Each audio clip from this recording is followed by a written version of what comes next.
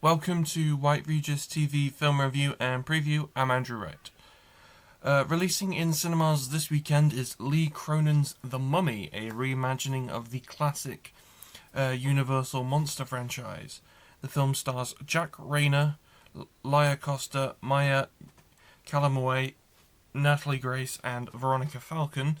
The film revolves around a broken family whose young daughter disappeared into the desert 8 years ago before returning 8 years later and turning their joyous reunion into a living nightmare. This film is a bit of a stark departure from previous iterations of The Mummy, as there is quite famously the Brendan Fraser action-adventure version and the Tom Cruise action-oriented horror version. But this version is very solidly a horror-oriented version. It's rated 18 for horror and gore, and if you watch the trailer, you can definitely see where it's been influenced by things like The Exorcist and Evil Dead, which is pretty much, I think, obvious because Lee Cronin's last film was Evil Dead Rise, so... it's also received mixed reviews from critics. I think the reviews were embargoed until Thursday, which is yesterday for me. So the reviews are only starting to slowly trickle in. Or I don't think it got that much press coverage. I think it only got American press coverage. I haven't seen any UK critics reviews yet. So Lee Cronin's The Mummy is in cinemas now. This week, Oscar heavy hitter Hamnet arrived on home video.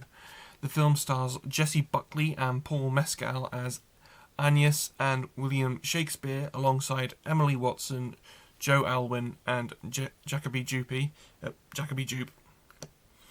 The film revolves around a dramatised retelling of William Shakespeare and his wife Agnes, as well as the creation and inspiration of Shakespeare's magnum opus, Hamlet. The film won Best Motion Picture Drama at the Golden Globes, as well as Outstanding British Film at the BAFTAs, and picked up a Best Picture nomination at the Oscars, alongside other nominations, Jessie Buckley also won Best Actress for her performance at all the major awards ceremonies, including the Oscars. So it's been quite a heavy-hitting film. I watched the film for the first time this week, and I honestly didn't know what to make of it. It's supposed to be biggest thing I've heard about it is it's supposed to be an emotionally manipulative film, but I didn't really feel that. Instead, I just felt like the film can't decide whether it's a Shakespeare biopic, a tale of the creation of Hamlet, or the untold story of his wife. I also thought that despite Buckley winning all the awards for it, she is acted off the screen by Mescal and Jupe. And I'm not really a Shakespeare fan, so sort of things like Shakespeare adaptations don't really appeal to me. I don't like the thing I don't like about the first Thor film is how Shakespearean it feels. So I gave Hamnet 3 stars out of 5. Hamnet is available on home video now. Also released on home video this week was Spy Family Code White, an action comedy anime film featuring an original story based on the manga and anime series Spy Family.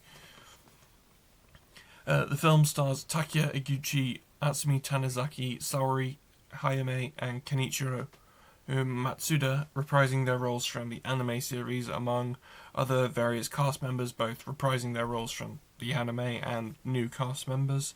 The film revolves around the Forger family, Lloyd, an undercover foreign spy, Yor, a covert assassin, Anya, a telepath, and Bond, a dog who can see the future, going on vacation to the frigid northern country of Phrygia, only to get caught up in a political scheme and have to stop them from inciting war between Ostania and Westalis, all without exposing their secret identities to each other. So I saw the film in cinemas 2 years ago. I might have covered it on this program back then. You have to forgive me if I don't remember. And because it's an anime film, it does take a while to come out on home video. But so this is the first time I've seen it in 2 years because I didn't watch it on streaming. But I really liked this film. I thought the animation and direction was good. The performances were good, and it brought what I like about the series into the movie, namely the ability to balance and maintain the serious and comedic elements without dropping in quality. I gave the film 4.5 stars out of 5. Spy Family Code White is available on home video now, as well as I think it's streaming on Netflix. Well, it was last time I checked, which was a while ago. And it's also streaming on Crunchyroll.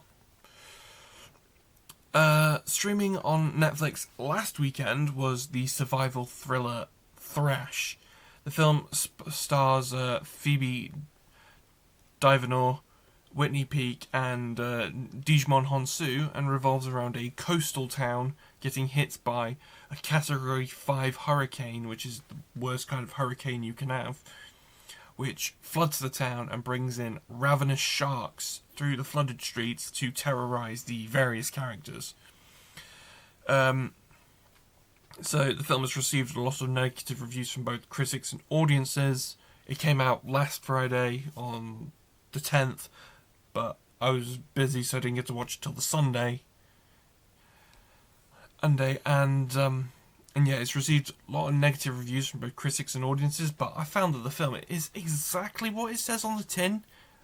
I think for better or worse, it's got a shonky script, but otherwise, it's just meant to be a bit of fun. It's a shark attack film. It's just a shark attack film. It's the sort of film you'd see on late night, like sci-fi, on like a late night sci-fi channel billing, like alongside Sharknado. It's pretty much exactly like Sharknado, but with a budget. And it's just meant to be a bit of fun for people who like the shark attack horror survival movie genre like I do. I love Jaws, I like Sharknado, I like 47 Meters Down. You know, just sort of along those lines. So I was very I gave the film 3.5 stars out of 5, which is probably the highest rating you'll see for it going. Thrash is streaming now on Netflix. That's all I have for this week, but be sure to check back next week where I'll be talking about the new musical drama biopic Michael, a biopic of Michael Jackson, as well as the Netflix thriller Apex, as well as finally my review for the Super Mario Galaxy movie. I also want to take a minute to address the fact that we're coming into a period soon where it's a stretch of the year where not many films are coming out, either in the cinema or home video. I think my next Blu-ray release is early to mid-May. So yeah, that is.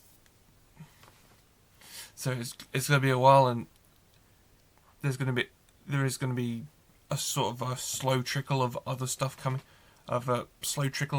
in out in the cinema until the summer. So. I will preview the major cinema releases where I can, even if they're not films that interest me. To avoid taking weeks off unless absolutely necessary. So to sort of pad things out, I will give back catalogue reviews from films I watch during the week, so I can provide some content week in, week out. Like if I didn't have enough content this week, I would have just, because I watched the Harry Potter films yesterday, I would have done reviews of Harry Potter films. But yeah, that's how it is. There's not really much coming out, so gotta find the stuff from somewhere. But yeah, there is definitely stuff to talk about next week, so that's all for now. See you next time.